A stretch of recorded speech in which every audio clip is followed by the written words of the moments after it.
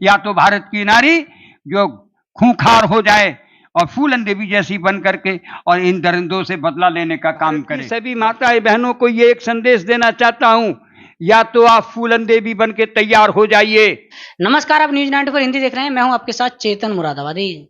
भारत देश के प्रधानमंत्री कहते हैं कि बेटी बचाओ और बेटी पढ़ाओ, लेकिन इस देश में किसी न किसी प्रदेश में आए दिन कोई ना कोई बड़ी घटना महिलाओं के साथ, बेटियों के साथ होती रहती है। वही घटना आपको पता ही होगा कि लगभग आज से 85 दिन पूर्व एक मणिपुर में बहुत बड़ी घटना हो गई, जिसको लेकर हमारी देश की जो सरकार है, हमारे देश के जो हुक्मरान हैं, वो बोलने को तैयार नहीं है, कोई भी एक्शन लेने को तैयार नहीं है। इसी पर बात करने के लिए, मणिपुर कांड पर बात करने के लिए हमारे साथ मौजूद हैं बौद्ध भिक्खु थ्रोपन जी। बंदे जी, स्वागत है आपका न्यूज 94 में। बहुत बहुत धन्यवाद पत्रकार बंधु। बंदे जी, क्या कहना चाहोगे मणिपुर कांड को लेकर? इतना बड़ा कांड हो गया, लेकिन लोग बोलने को तैयार, लोग भी बोलने को तैयार नहीं है, सरकार भी बोलने को तैयार नहीं है।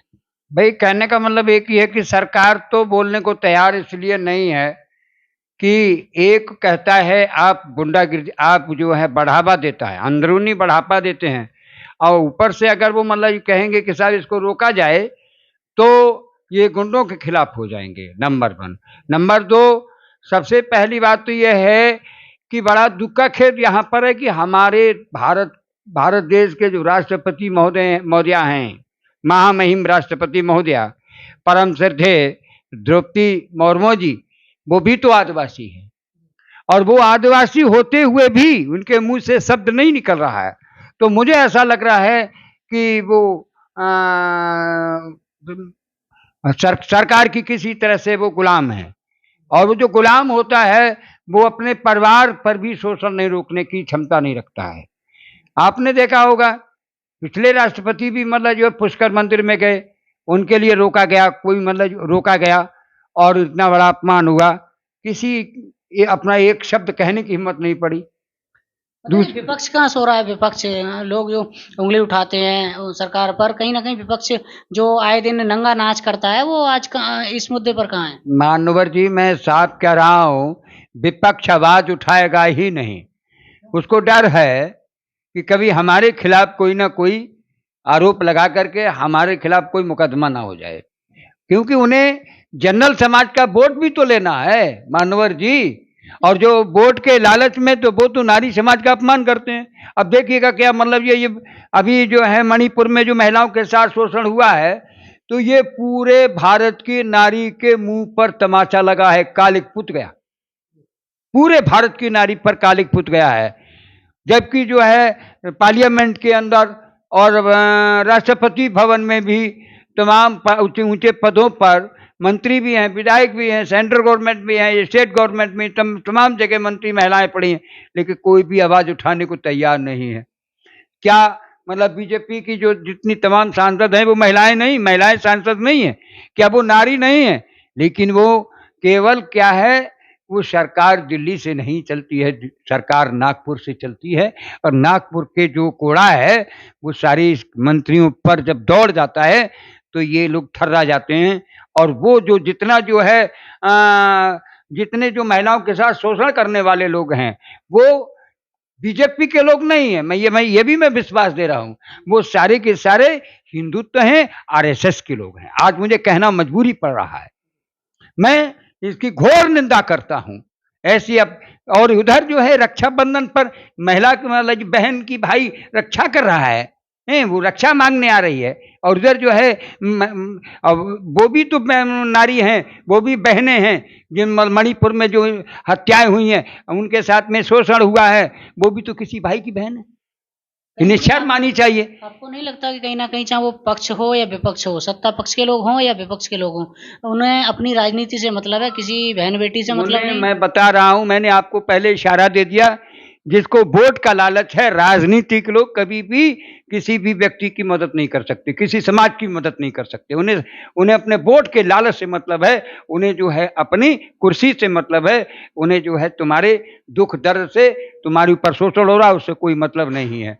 ये मतलब मेरा अनुभव। राजनीतिक लोग चाहे वो किसी भी पार्टी, में नाम नहीं खोल रहा हूं, किसी भी पार्टी के हों, चाहे महिलाएं हों, क्या विपक्ष में महिलाएं नहीं है? आवाज क्यों नहीं उठती है? कितनी महिलाएं, मैं मुंह क्या कहूं, जो दलित की बेटी दलित की बेटी दलित की बेटी कहती कहती उनकी जबान थक गई, दलित की बेटी कह के वोट बटोरने का काम किया, उन्होंने एक भी स्टेटमेंट दिया हो तो मुझे बता दीजिए। किसको कह रहे हैं आप? मैं नाम नहीं खोलूंगा, मैं स्पष्ट कह रहा हूं, जो दलित की बेटी बनती हैं आज वो दौलत की बेटी बन गई। मैं नाम पत्रकार बंधु इस पर नहीं खोलूंगा। बहन जी ने ट्वीट तो किया है, बहन जी को मैं, मेरा कहने का मतलब, मैं मायावती की बात क्यों करूंगा भाई? आप कह रहे हैं, लेकिन मैंने तो एक ही बात की, जो अपनी दलित बनती हैं, दलित की बेटी बनती है, आज वो दौलत की बेटी बन गई है, समझे? वो क्यों महिलाओं, जो दौलत की बेटी बन गई हो, वो गरीब महिला का, भारतीय नारी का अपमान को कौन झेलने को तैयार? मतलब एक सवाल मेरा ये है कि जिस तरह से, मुझे कहना तो नहीं चाहिए बेशक, क्योंकि बेटी चाहे वो जनरल की हो, एससी की हो, एसटी की हो, किसी की हो, बेटी सबकी बेटी है, बराबर है। कहीं ना कहीं ये नहीं देखा जाता है कि कहीं उनके साथ गलत होता है तब पूरे देश में अलग एक हंगामा सा हो जाता है, लेकिन अगर एक एससी एसटी आदिवासी को कोई अगर कुछ भी कर दे लेकिन कोई हंगामा नहीं होता। इस पर क्या कहना चाहिए? मेरा कहने का मतलब है, वे उनकी सोच गलत है, वो उनकी सोच उन पर है। मैं तो एक ही बात कह रहा हूं, चाहे नारी तो नारी है, चाहे वो ब्राह्मण की बेटी है वो भी हमारी बेटी है, एक मतलब जनरल बेटी है वो भी हमारी बेटी है, गरीब बेटी है वो भी हमारी बेटी, दोनों का सम्मान बराबर है।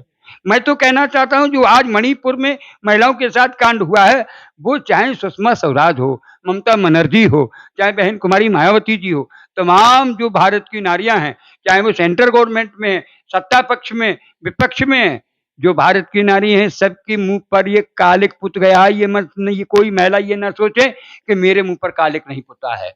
मणिपुर की महिला की इज्जत लुटी है तो सारे भारत की नारी का की इज्जत लुट गई। उन्हें शर्म आनी चाहिए और तुरंत ही इसको मांग करना चाहिए और सरकार को शर्म आनी चाहिए। और मैं इसका घोर निंदा करता हूं कि मणिपुर की महिलाओं के साथ में जो हुआ है, उनके जो वो दरिंदों के खिलाफ तत्काल कार्रवाई हो और मतलब कार्रवाई होने के बाद में उनके लिए ऐसी सजा मिले जो भारत में कभी किसी को सजा ना मिली हो।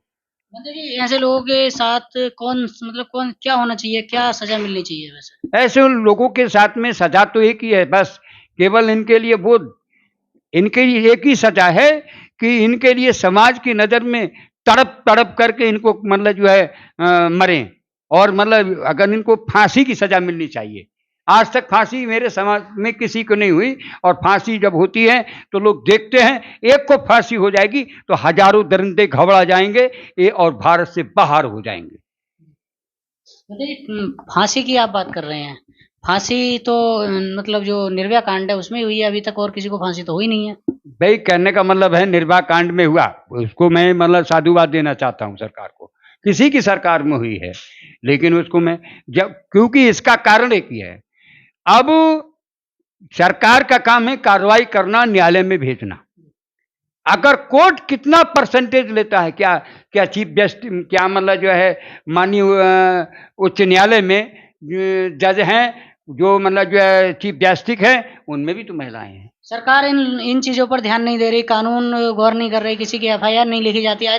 पूरे देश में ऐसा हो रहा है कि कहीं कहीं एफआईआर नहीं लिखी जाती है, मैटर हो जाता है, दबा दिया जाता है। ऐसे फिर ये कैसे रुक सकता है? क्या करना चाहिए आखिरकार? मेरा कहने का मतलब, ये सरकार संविधान के विपक्ष में काम कर रही है, संविधान के विरोध में काम करे, रूस लोकतंत्र के विरोध में काम कर रही है, राष्ट्र के विरोध में काम कर रही है, मानवता के विरोध में काम कर रही है। इसलिए सरकार, ये तानाशाही सरकार है। अब जनता को सोचना है, विषय सरकार कुछ नहीं करेगी। निर्भया कांड हो या मतलब मणिपुर कांड हो गया, लेकिन अब जो है भारत की नारी को ये सोचना है। मैं भारत की सभी माताएं बहनों को ये एक संदेश देना चाहता हूं, या तो आप फूलन देवी बन के तैयार हो जाइए और इन भेड़ियों से लड़ने के लिए। बाबा साहब ने कहा, जुल्म करने वाले से जुल्म सहने वाला गुनाहगार होता है। या तो भारत की नारी जो खूंखार हो जाए और फूलन देवी जैसी बन करके और इन दरिंदों से बदला लेने का काम करे, बस इसके अलावा और कोई चारा नहीं है। क्योंकि कानून के द्वारा तो इसे मदद मिलेगी नहीं, कानून का पालन सरकार ही नहीं कर रही है, तो कानून का मतलब ये सहारा क्या मिल जाएगा? आप ही सोचिए। बहुत बहुत धन्यवाद बंदे जी, न्यूज़ 9 फॉर हिंदी को समय देने के लिए। आपको भी बहुत बहुत धन्यवाद, सभी श्रोतागणों के लिए धन्यवाद। आपका मंगल हो, कल्याण हो, साधु साधु।